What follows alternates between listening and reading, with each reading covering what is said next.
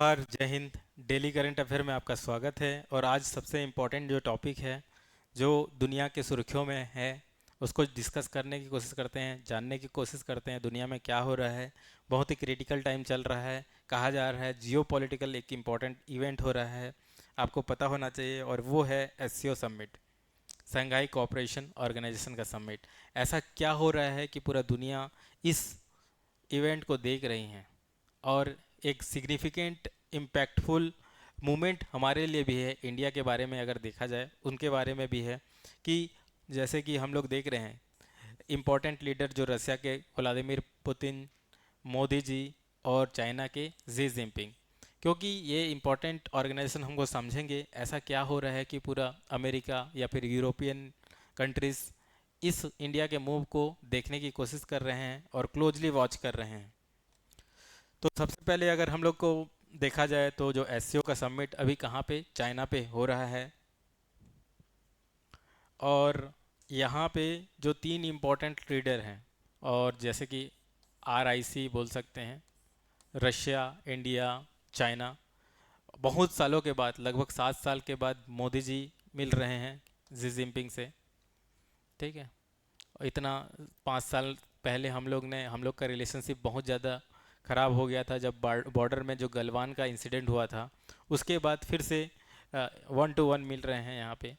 और इसके लिए कहा जा रहा है, जो मीडिया आउटलेट में आया है, कि जैसे ही ट्रम्प सरकार वापस रिटर्न में आते हैं तो वो उसके बाद जो जी जिनपिंग जी हैं एक चिट्ठी लिखते हैं और भारत के प्रेसिडेंट को भेजते हैं। उसके बाद से क्या है, अचानक रिलेशनशिप में पूरा चेंज हो जाता है।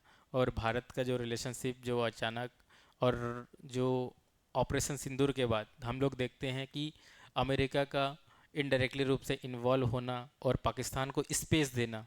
और जॉइंट स्टेटमेंट में कई बार अमेरिका बोल रहा है कि पाकिस्तान आतंकवाद के लिए लड़ाई कर रहा है, जो कि एक दुगलापन दिखाता है पाकिस्तान का भी और अमेरिका का भी। तो ये पूरा जो इवेंट है, दरअसल में एक ही पॉइंट है कि टेररिज्म क्या होता है। और उसी को डिफाइन करने के लिए अभी भी सहमति नहीं हुआ है कि आतंकवाद किसको बोलते हैं। अमेरिका के हिसाब से गुड टेररिज्म होता है, बैड टेररिज्म होता है। तो अमेरिका जो अपने इंटरेस्ट में जो करता है उसको गुड टेररिज्म बोल देता है, जो उसके इंटरेस्ट में नहीं है उसको बैड टेररिज्म बोलता है। इस टाइप से हर एक कंट्री कर रहे हैं, कोई कॉन्क्रीट डेफिनेशन नहीं बन पा रहा है। तो देखते हैं अगर ये समिट में अगर कॉन्क्रीट डेफिनेशन अगर आ जाए तो हमारे लिए सार्थक होगा। क्योंकि सबसे ज़्यादा अगर कोई आतंकवाद से झेल रहा है 70 साल से, वो भी स्टेट स्पॉन्सर्ड आतंकवाद, तो वो भारत है और हमारे जम्मू एंड कश्मीर में है। तो देखते हैं एससीओ जो समिट है उसमें, एससीओ जो संघाई कोऑपरेशन ऑर्गेनाइजेशन है, उसमें कितने कंट्री होते हैं तो आपको पता रहना चाहिए। कितने कंट्री हैं अभी? 10 कंट्री। कितने? 10 कंट्री। 10 के कंट्री के आपको नाम पता रहना चाहिए। सबसे पहले तो संघाई नाम से जुड़ा हुआ है तो क्या है, पहला कौन हो गया? चाइना। ठीक है। सेकंड कौन हो गया? रूस। ठीक। थर्ड कौन है? अपना प्यारा भारत। उसके बाद कौन सा है? अपना पड़ोसी पाकिस्तान। ठीक है। उसके बाद लास्ट ईयर एक जन संघाई में जुड़ा था, बेलारूस। कौन सा? बेलारूस। ठीक है। इससे पहले कौन सा जुड़ा था? तो वो था, कौन था? ईरान। कौन सा था? ईरान। तो कितना हो गया? पांचवा क्या हो गया? ईरान हो गया। अब उसके बाद बहुत सारे छोटे छोटे स्थान वाले कंट्री होंगे सेंट्रल इंडिया, मध्य मध्य एशिया में। तो स्थान स्थान वाला सुने हैं कभी? कजाकिस्तान। क्या? कजाकिस्तान। ये जो बड़ा वाला जो दिख रहा है वो क्या है? कजाकिस्तान। उसके बाद किर्गिस्तान। क्या? किर्गिस्तान इधर दिख रहा है, किर्गिस्तान। ठीक, छोटा सा किर्गिस्तान। उसके बाद ताजिकिस्तान, ताजिकिस्तान। ठीक है, ताजिकिस्तान। उसके बाद उज्बेकिस्तान, उज्बेकिस्तान। ठीक। आपको याद रखना है, हर बार जो क्वेश्चन पूछता है कौन सा एक स्थान नहीं है, ये वाला जो दिख रहा है, ऑब्जर्वर दिखा रहा है। ठीक है। तो ये यहाँ पे कोने में एक जो कंट्री है वो नहीं है। कौन सा नहीं है? तुर्कमेनिस्तान। ठीक है। तुर्कमेनिस्तान जो है वो अभी एससीओ का पार्ट नहीं है। बाकी जितने भी सेंट्रल एशिया के 5 में से 4, ये 4 के 4 हैं। और एक है तुर्कमेनिस्तान जो कंट्री है वो नहीं है। क्वेश्चन यही आता है। साथ में चाइना, इंडिया, पाकिस्तान, रशिया, और उसके बाद ईरान है, और बेलारूस है। ठीक, ये बन गए हैं, सदस्य बन गए हैं। अफगानिस्तान, मंगोलिया, ये ऑब्जर्वर ग्रुप है। क्या है? ऑब्जर्वर, उनको बुलाया जाता है ऐसा देश। ठीक, तो ये देख रहे थे हम लोग। रशिया हो गया, कजाकिस्तान, ठीक, उसके बाद Kyrgyzstan, Uzbekistan, Iran, Pakistan, Bharat, ठीक, और चीन। अब ये जो ग्रुप है इतना इम्पोर्टेंट क्यों हो जाता है? ठीक है, उससे पहले हम लोग देखते हैं इसका फॉर्मेशन कब हुआ था। 2001 के टाइम में हुआ था। और जो पहले जो संस्थापक देश है, China, Russia, Kazakhstan, Kyrgyzstan, Tajikistan, Uzbekistan, ठीक, उज्बेकिस्तान। अब उसके बाद धीरे धीरे क्या है कि और सदस्य जुड़ते गए। 2017 में, 2017 में कौन जुड़ा? पाकिस्तान।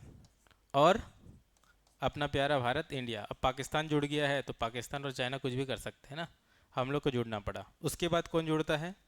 2023। 2023 में कौन? ईरान। ठीक, 2024 में फिर कौन जुड़ता है? बेलारूस। तो ऐसे 10 कंट्री हैं। इसका मुख्यालय कहाँ पे है? संघाई सहयोग संगठन, संघाई कोऑपरेशन ऑर्गेनाइजेशन है, लेकिन इसका मुख्यालय कहाँ है? बीजिंग में। कहाँ? बीजिंग। वो क्या है? चाइना की कैपिटल है। ठीक, इसका एक जो इम्पोर्टेंट मकसद ये भी था कि जो आतंकवाद हो रहा है, आतंकवाद कहाँ से स्टार्ट हो रहा है? अगर आतंकवाद को देखेंगे तो ये आतंकवाद कंट्री कौन कौन कौन सा है? यहाँ पे हम लोग को देखेंगे एपी सेंटर है। आतंकवाद का जो एपी सेंटर कहाँ पे है? पाकिस्तान। पाकिस्तान ही में तो है, वहीं पे तो सब लोग का क्या होता है?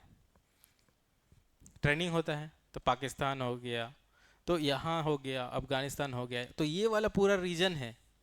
ठीक है, ये आतंकवाद के जो चपेट में बहुत ज़्यादा है। ठीक, तो इसको रसिया भी चाहता है रोकना, इंडिया भी रोकना चाहता है।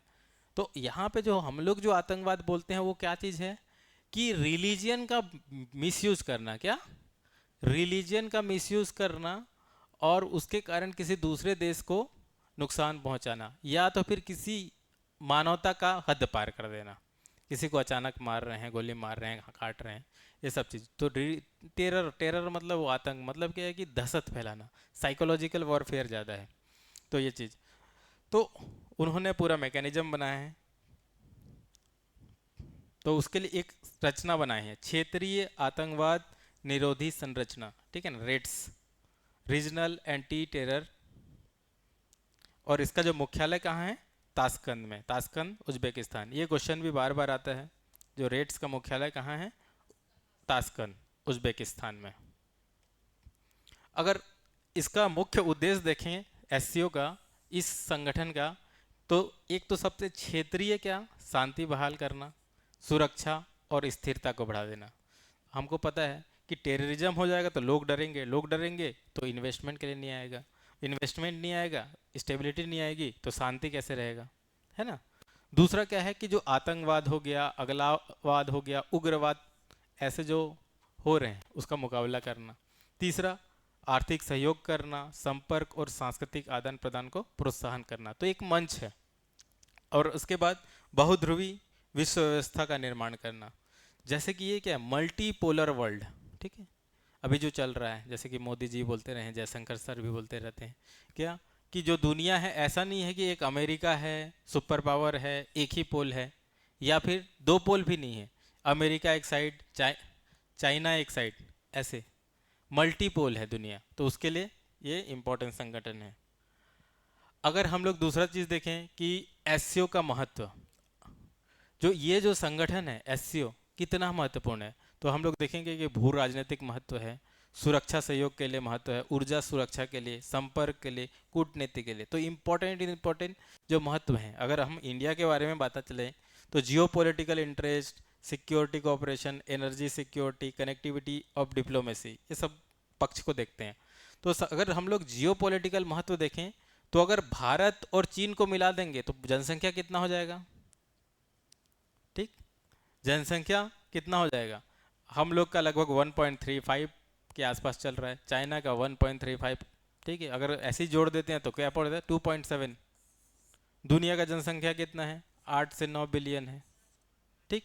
अगर हम दोनों को ही जोड़ देते हैं तो सबसे ज़्यादा तो 1/3 तो जनसंख्या हमारे भारत और चाइना में ही है। अगर ये दोनों अगर कुछ अच्छा करते हैं तो उसका इम्पैक्ट पूरा दुनिया को दिखेगा, क्योंकि हम लोग 1/3 हैं। तो तो ये एससीओ के जो 10 देश हैं, दुनिया के लगभग 40% आबादी है। कितने प्रतिशत? 40% आबादी है। और जीडीपी पैसा के रूप में देखा जाए तो कितना है? 30%। 40% आबादी है, 30% जीडीपी है। और ये पूरा मध्य एशिया। और अगर आप देखा जाए तो पूरा लड़ाई किस चीज़ के लिए होता है? ऑयल के लिए हो रहा है, ठीक। और यूरेनियम के लिए हो रहा है, गैस के लिए हो रहा है, ठीक। आज अमेरिका हमारे ऊपर सैंक्शन लगाने की बात करता है, टेरिफ बना के। क्यों? क्योंकि हम लोग क्या कर रहे हैं? रूस से तेल खरीद रहे हैं। यही तो हो रहा है ना। क्या हमारे पास तेल है क्या पर्याप्त मात्रा में? नहीं है, तो हम लोग को तो डिपेंड रहना पड़ेगा। और गल्फ के पास जो सेंट्रल एशिया कंट्री है, उन्हीं के पास तेल है, और रशिया के पास है। तो मध्य एशिया में तो ये हम लोग के लिए भू राजनीतिक तत्व भी हो जाता है, क्योंकि जैसे ही तेल का कीमत बढ़ता है, महंगाई बढ़ जाती है, तो सरकार को जवाब देना पड़ता है। दूसरा कि जो मध्य एशिया में छोटे छोटे देश हैं वो संगठित हो रहे हैं, और उनका भी एक वॉइस होते जा रहा है। अगर सहयोग के दृष्टि से देखेंगे तो जो सबसे इम्पोर्टेंट जो है आतंकवाद, उसको साथ में लड़ना है, तो ये ऑर्गेनाइजेशन इम्पोर्टेंट हो जाता है। और इम्पोर्टेंट इसलिए भी हो जाता है क्योंकि भारत और पाकिस्तान के बीच सबसे बड़ा जो प्रॉब्लम में से एक क्या है? आतंकवादी है, ठीक। तो एक हमारे पास मंच भी है जहाँ से हम लोग क्या है, पाकिस्तान को बता सकते हैं, इवन चाइना को भी बताते हैं हम लोग कि भैया आतंकवाद का समर्थन आप भी मत करो। किसको? चाइना को भी बोलते हैं उसी मंच पे। हमको तो मंच में चाहिए ना, क्योंकि डायरेक्टली तो सुन नहीं रहा है पाकिस्तान, ठीक। तो उनको क्या है कि एक अच्छा मंच में बताना पड़ता है। तीसरा, जो यूनाइटेड नेशन है, ठीक है, यूनाइटेड नेशन जो संयुक्त राष्ट्र हैं, उसमें बहुत सारे देश में अलग अलग के जगह पे जो लड़ाइयाँ हो रही है, तो उसके लिए पीस करने के लिए पीस मेकर, तो सहयोग के लिए ये ज़रूरी है। और सबसे इम्पोर्टेंट ऊर्जा।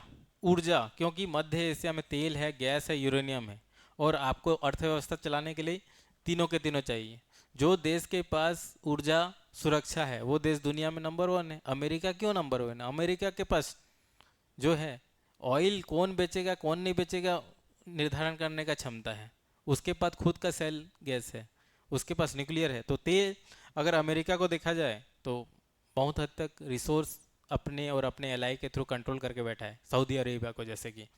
उसके बाद तो ये जो चीज़ है, कजाकिस्तान जैसे देश में बहुत सारे यूरेनियम है, और हम लोग को तेल तेल से आज़ाद होना है। दूसरा, हम लोग का खुद का तो यूरेनियम पावर प्लांट बना सकते हैं ना। और न्यूक्लियर पावर प्लांट क्या होता है? बहुत ही ज़्यादा क्या क्लीन एनर्जी है। क्या एनर्जी है? क्लीन एनर्जी है। तो हम लोग को उधर जाना पड़ेगा। साथ ही साथ हम लोग का जो एक पाइपलाइन है, तापी पाइपलाइन, ठीक है, ताकि तापी पाइपलाइन के थ्रू जो अफगानिस्तान, पाकिस्तान, इंडिया, तुर्कमेनिस्तान से आ रहा है, तो गैस का पाइपलाइन बन जाएगा, तो हम लोग का कॉस्ट बचेगा। संपर्क, देखो इंपॉर्टेंट क्या है कि संपर्क। प्रॉब्लम क्या हो गया? पाकिस्तान भारत का प्रॉब्लम इसलिए है क्योंकि भारत अपना सामान बेच नहीं पा रहा है। जिस दिन पाकिस्तान यहाँ से हो जाएगा या फिर रास्ता दे देगा, इतना सारा डिमांड आ जाएगा कि हम लोग को खुद को ज़बरदस्ती बनाना पड़ेगा। मेक इन इंडिया प्रोग्राम लाने की ज़रूरत ही नहीं पड़ेगा, क्योंकि डिमांड ही आ जाएगा। रास्ता ही ब्लॉक कर दिया पाकिस्तान हमारा। तो क्या है कि पाकिस्तान, अफगानिस्तान इंपॉर्टेंट जगह जहाँ पे लड़ाई क्यों हो रहा है, अगर अगर सोचोगे क्यों लड़ाई हो रहा है, ठीक। क्योंकि जो अफगानिस्तान है, अफगानिस्तान से आप इधर चाइना जा सकते हो, इधर सेंट्रल एशिया जा सकते हो, यहाँ यूरोप जा सकते हो, यहाँ अफ्रीका जा सकते हो, ठीक है। और यहाँ पे चाइना, और यहाँ पे पाकिस्तान, उसके बाद यहाँ पे इंडिया है, और यहाँ पे इधर चाइना है। अमेरिका क्या कर रहा है? ये जगह को जितना हो सके डिस्टेबलाइज करके रखना चाहता है। इसको इसको चाहता ही नहीं है कि यहाँ पे संतुलन हो, क्योंकि संतुलन जैसे होगा पूरा रोड खुल जाएंगे, तो क्या होगा कि लोग आना जाना करना शुरू कर देंगे। व्यापार इतना अच्छा हो जाएगा कि भारत और चाइना, या फिर भारत किस लेवल में पहुंच जाएगा कि कंट्रोल नहीं कर पाएगा। ऐसे भी आज कंट्रोल नहीं कर पा रहा है हम लोग को। जिस हिसाब से प्रेशर डालने की कोशिश किया, हम तो झुक नहीं रहे हैं ना, ठीक। लेकिन हमारे साथ चुनौती क्या है? अगर एससीओ जैसे मंच पे रहेंगे तो चुनौती क्या है? क्योंकि ये जो संघाई नाम से ही लग रहा है, चाइना, चाइना का वर्चस्व इसमें ज़्यादा है। दूसरा, चाइना का एक प्रोजेक्ट है BRI, belt and road initiative. जैसे हम लोग इतिहास में पढ़ते हैं सिल्क रोड, आज दुनिया अगर इतिहास को देखेंगे, जो सिल्क रोड को कंट्रोल किया है वो राज किया है। ठीक है, भारत में सबसे ज़्यादा सोना का कॉइन कौन लेके आता है? ठीक, तो उसमें देखेंगे। और भारत का सबसे ज़्यादा पैसा का लेन देन कब होता है? Roman empire. रोम के साथ हम कनेक्ट कैसे हुए? सिल्क रोड के थ्रू कनेक्ट हुए थे। कनिष्क जो है सबसे ज़्यादा सोने के सिक्का यहाँ पे।